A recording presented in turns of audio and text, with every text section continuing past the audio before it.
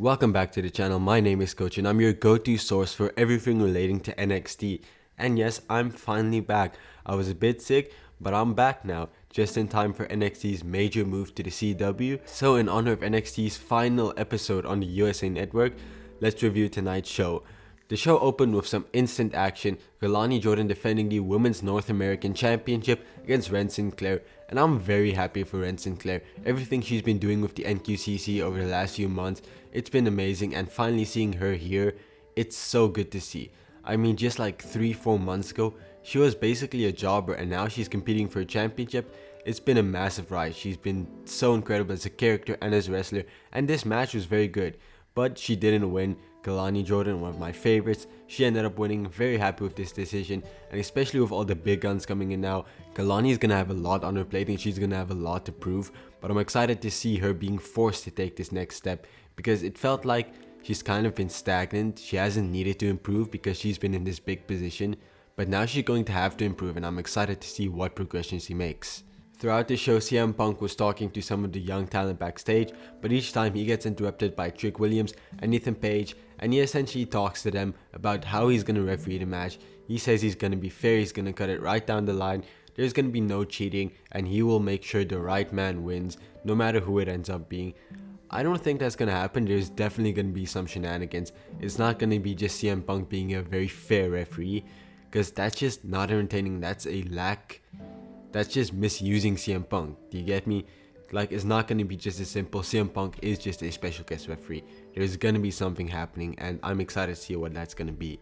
Then we have the Grayson Waller effect. A-Town Down Under from SmackDown comes down to NXT. They come back to NXT, and they interview Axiom and Nathan Frazier. They're going to have a tag team match in 2 weeks, the second episode of CW.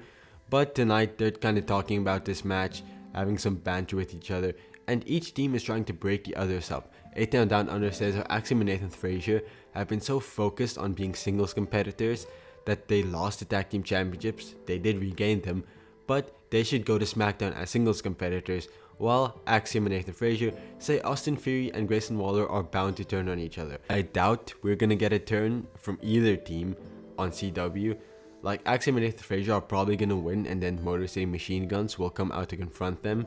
That's what I think is gonna happen, but you never know. But yeah, we're definitely not getting either of these teams turning on each other anytime soon, and definitely not on NXT. Then Hank and Tank defeat the Good Brothers. Man, the Good Brothers have fell off, haven't they? Like, they were so huge on the indies, and now they're basically a lower mid-card tag team in NXT. It's a fall off, but luckily Hank and Tank, man, they're good. They bring such energy. Like, when they came to the ring, damn, I'm impressed by these two. They're basically the modern era Heavy Machinery, even though Heavy Machinery isn't that long ago.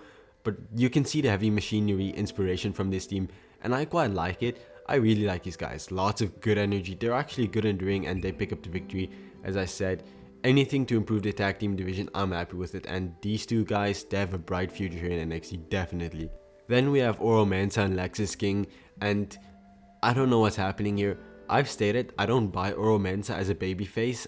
I just don't feel it from him. And I also haven't been very interested in his feud. I haven't talked about it a lot. But Lexis King didn't want to cheat in this match. He also didn't want to attack Oro Mensah backstage. And for the love of everything, please do not turn Lexis King face. This isn't needed. Like, he is the perfect scumbag heel. If you want to make Oro Mensah a babyface, this isn't how you go about it. Like, let's keep Lexis King a heel, right? I don't have anything more to say. Do not turn him face. That would be the most horrible decision you could possibly make. And also throughout the night, we had like this press conference, but it was very much a gimmicked press conference with all the wrestlers answering some questions, but it was all very pre-planned questions, not very interesting questions. I could talk about it, but there's nothing really to say, so I'll just mention it here and move on. Then we had a Tony D'Angelo training montage with the family, and this was some incredible stuff. This production of NXT is always so peak, and I love this. And I thought about this. I am a big Oba Femi fan, and I was constantly pitching for him not to lose the championship, but maybe this needs to happen. This has kind of convinced me that Tony D'Angelo should be given the belt. I mean, just imagine the North American Championship around Tony D'Angelo's waist. It would look so good, right? And it would also benefit Oba Femi. Not every monster needs a winning streak. And if you give Oba Femi this one loss, it opens the door for more losses, but it also opens the door for more opportunity, because if he's just always going to be this undefeated monster, it's gonna make it very predictable. So now you give him this loss and he can move on to maybe face Trick Williams or Ethan Page for the NXT Championship, and it does become unpredictable. So I think this would benefit everyone if he loses, as much as it would break my heart.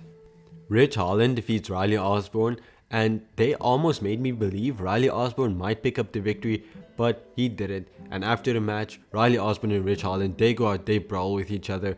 This was really fun. Like, I really enjoyed this. And for me, who hasn't felt this Ridge Holland heel turn, this was some good stuff. Like, I really enjoyed this, and you made Riley Osborne look very good. And I'm starting to see Ridge Holland as a heel, but like, I'm still not fully invested in him. I still fully don't get it, but I'm seeing some shine.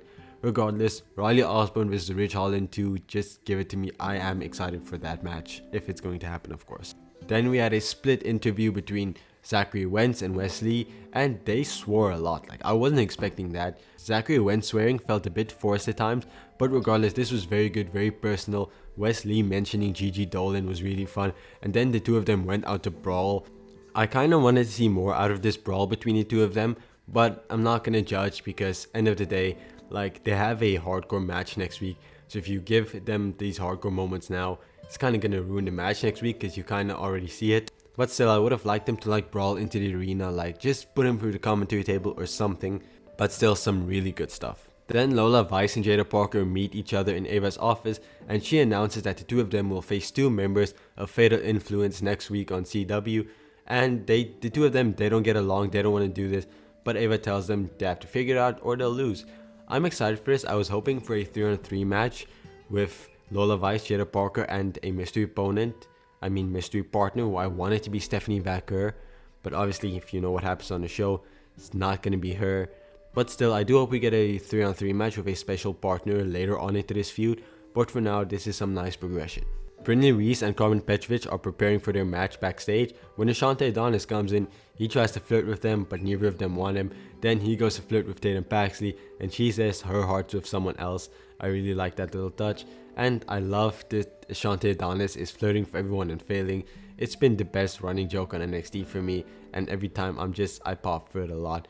But then we move on to their match. Brindley Reese and Carmen Petrovich, they're a new tag team. They're not an official tag team, but we've already established that they're like friends backstage, so it isn't like just this thrown together tag team. And honestly, it could be good for the both of them if they continue to be a tag team. And like, we need to build the women's tag team division up, so just adding more depth is very good.